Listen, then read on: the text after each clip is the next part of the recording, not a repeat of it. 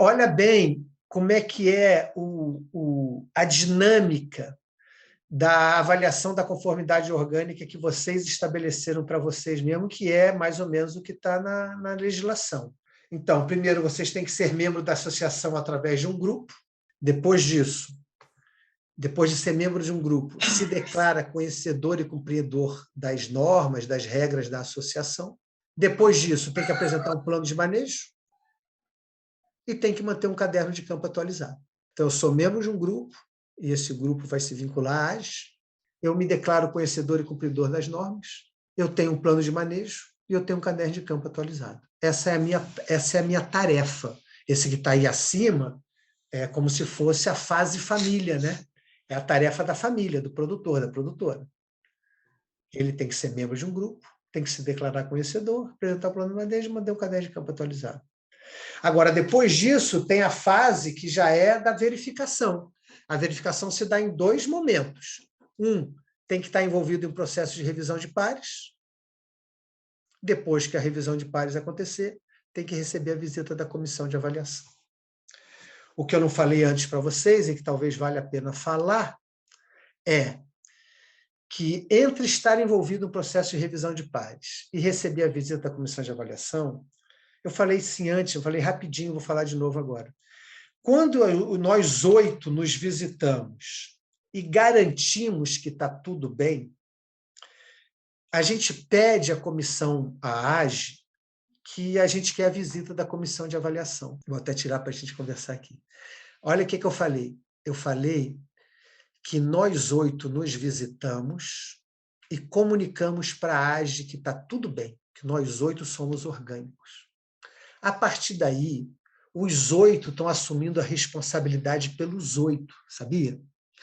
Porque pode ser que a comissão de avaliação decida, está no manual de procedimento de vocês, e está previsto na legislação, pode ser que a comissão de avaliação decida não visitar os 8. Pode ser que ela decida visitar só 3, como se for numa amostragem. Certo? A comissão de avaliação vai e visita os 3. Um desses 3, vamos ver quem vai ser minha vítima agora, vai ser o Leandro. Um desses 3 é o Leandro. E não é que o Leandro usou um produto que não podia usar? E o Leandro, o grupo tinha dito para a gente da comissão de avaliação, logo o Leandro, nós não esperávamos isso dele, né, Tereza? Você vê que situação isso acontece. Então, eram 8, os 8 falaram, pode vir visitar, que está tudo certo. A gente chega lá, vai visitar, a primeira visita o Daniel, estava tudo bem, o segundo é o Leandro, e a gente vê que o Leandro escorregou feio. Vamos usar um exemplo já radical, assim, para não complicar a nossa vida, o Leandro usou hand-up numa área lá. E aí usou hand-up, sabe o que acontece? Essa não conformidade do Leandro, claro, se ele usou no dia anterior, é outra situação, mas essa não conformidade do Leandro, que não foi anunciada, eu sempre gosto de usar a palavra anúncio, porque eu não uso a palavra denúncia, eu gosto de ter cuidado com a palavra. Então, esse erro do Leandro, que não foi anunciado devidamente, ele agora passou a ser o erro dos 8. Olha que situação.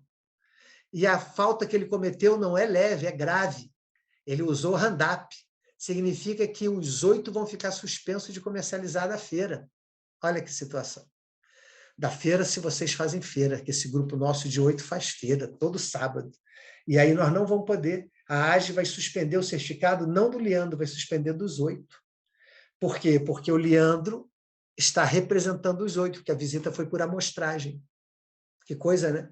O que a associação deveria ter feito? A associação poderia ter feito o seguinte, na revisão de pares, ela identificou esse hand-up. E ela fala assim para a comissão de avaliação, nós queremos visita para 7, porque um não passou, um já ficou de fora. Quer dizer, a próprio grupo fala, olha, nós já fizemos aqui nosso trabalho, e o nosso trabalho identificou 7 prontos para fazer visita. para vocês visitarem, a comissão de avaliação. Um não está pronto. Então, a gente vai visitar os 7. O Leandro não está nessa lista dos 7, porque vocês já identificaram. É comum, só para terminar assim, terminar não, só para dar uma arredondada nisso, é comum que, nesse caso que eu contei, a comissão de avaliação vai conversar com esses 8. E aí essa conversa é animada, né, gente? Porque, meu Deus do céu, a gente chega aqui para visitar vocês e encontra logo um hand-up. Isso são coisas que acontecem. Viu?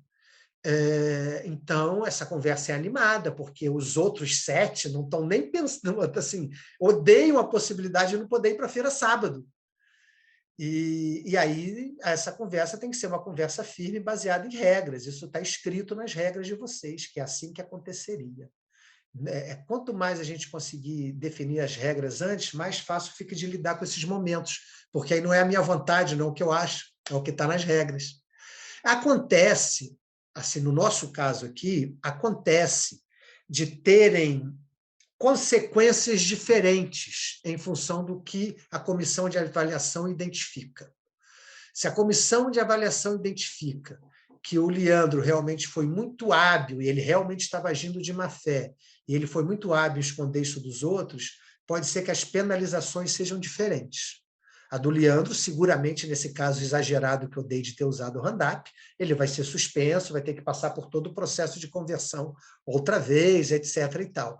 Dos outros, com certeza vai ter alguma consequência, mas aí pode ser mais no caso de 1 mês, 2 meses sem ir à feira, pode ser uma coisa que não é pouco, né, gente? 2 meses sem ir à feira, todos nós aqui sabemos, para quem faz feira, que não é pouco, mas vai ter uma consequência para o grupo.